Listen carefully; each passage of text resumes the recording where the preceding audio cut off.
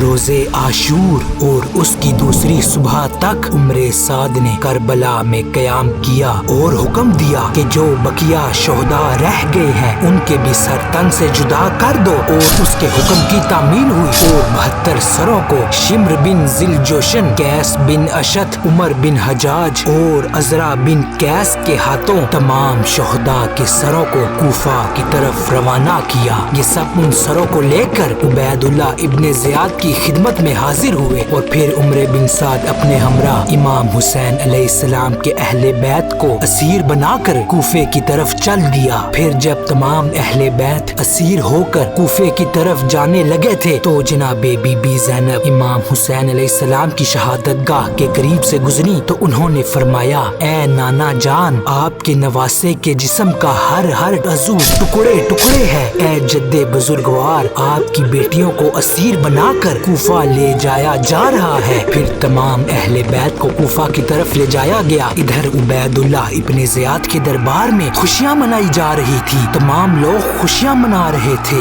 اور پھر جب سر حسین عبید اللہ کے سامنے رکھا گیا تو وہ اپنی چھڑی سے آپ علیہ السلام کے دونوں دانتوں کے درمیان آپ کے لہو سے بے ادبی کر رہا تھا اور ہنس رہا تھا۔ تو جب یہ منظر جناب زید بن ارقم نے دیکھا تو انہوں نے کہا، اے عبید اللہ، تو اپنی حرکتوں سے باز نہیں آ رہا، اس چھڑی سے امام حسین کے سر کی بے ادبی نہ کر۔ اس خدا کی قسم کہ جس کے علاوہ کوئی معبود نہیں، میں نے رسول خدا صلی اللہ علیہ وآلہ وسلم کو دیکھا ہے کہ وہ امام حسین علیہ السلام کے سر مبارک کو بوسہ دیا کرتے تھے۔ اور پھر وہ ضعیف صحابی رسول چیخ مار کر رونے لگے تو ابن زیاد کہنے لگا، اے زید، بڑھاپے کی وجہ سے تیری عقل فاسد اور تو بے عقل نہ ہو گیا ہوتا تو میں تیری گردن بھی اڑا دیتا۔ یہ سن کر زید بن ارقم وہاں سے اٹھ گئے اور روتے ہوئے فوراً باہر نکل گئے۔ اور پھر امام حسین علیہ السلام کی بہنیں، خواتین اور بچے عبید اللہ کے دربار میں پہنچے تو تمام بیبیوں نے جناب زینب کو چاروں طرف سے اپنی جھرمٹ میں لے لیا تاکہ کوئی جناب زینب کو پہچان نہ سکے۔ اور پھر جناب زینب تمام بیبیوں کے درمیان بیٹھ گئی تو عبید اللہ نے پوچھا، یہ بیٹھی ہوئی خاتون کون ہے؟ تو کسی نے کوئی جواب نہ دیا۔ اس نے 3 بار اپنے سوال کو دہرایا مگر پھر بھی جواب نہ ملا تو عبید اللہ نے غصے میں آ کر پھر پوچھا تو کنیزوں نے کہا، یہ جناب زینب بنت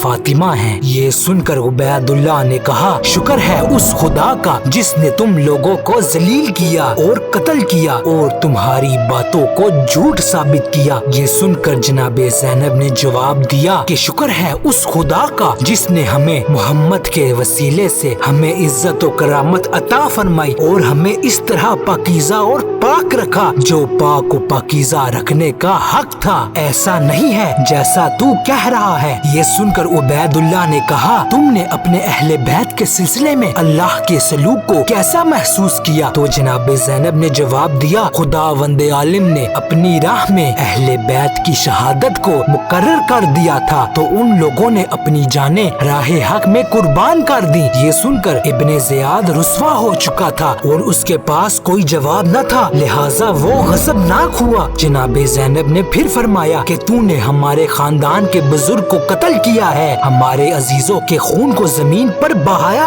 ہماری شاخوں کو کاٹ ڈالا اور ہماری بنیادوں کو جڑ سے اکھاڑ پھینکنے کی کوشش کی۔ اگر یہ سب کرنے سے تجھے خوشی ملی ہے تو تو خوش ہو لے۔ اور پھر ابن زیاد نے اپنی نظر دوڑائی اور دیکھا ایک بیمار نوجوان اسیر بنا کھڑا ہے تو اس نے پوچھا کہ اے نوجوان، تیرا نام کیا ہے؟ تو جواب ملا کہ میں علی بن حسین ہوں۔ یہ سن کر عبید اللہ نے کہا، حسین کے بیٹے علی کو تو ہم نے قتل کر دیا تھا۔ یہ سن کر آپ نے فرمایا کہ وہ میرے بھائی علی اکبر تھے اور میں علی بن حسین یعنی میرا نام زین العابدین ہے۔ امام زین العابدین کی یہ بات سن کر عبید اللہ نے اپنے دربار میں ایک جلاد کو حکم دیا کہ اس جوان کو قتل کر دو۔ یہ سنتے ہی جناب زینب نے فرمایا، اے ابن زیاد، کیا تو ہمارے خون سے ابھی تک سیراب نہیں ہوا جو تو اس جوان کے پیچھے پڑ گیا ہے؟ تو پھر آپ نے اپنے بھتیجے امام زین العابدین کو گلے سے لگا لیا اور فرمایا، تجھ کو خدا کا واسطہ دیتی ہوں کہ تو اس جوان کے بجائے مجھے قتل کر دے۔ یہ سن کر عبید اللہ نے اپنے سپاہیوں کو حکم دیا کہ ان تمام اسیروں کو لے کر شام کی طرف روانہ ہو جائیں۔ اب ان تمام اسیروں تقدیروں کا فیصلہ شامی بادشاہ یزید ہی طے کرے گا۔ اور پھر ابن زیاد نے تمام اہل بیت کو اور ان کے ہمراہ تمام شہیدوں کے سر نوکے نیزہ پر نصب کیے اور ان کو اور ان تمام سروں کو شام کی طرف روانہ کر دیا۔